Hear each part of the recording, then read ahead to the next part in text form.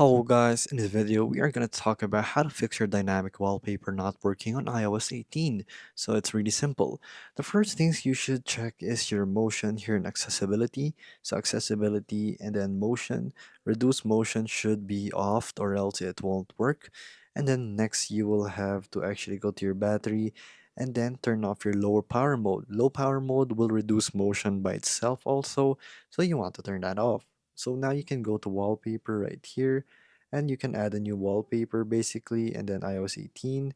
Then you can go swipe between the styles. So dynamic right here will work as it is. So if dynamic does not work for you, just add in a new one and maybe it will work again. So you make sure that you're in dynamic right here and not in the other types of wallpaper.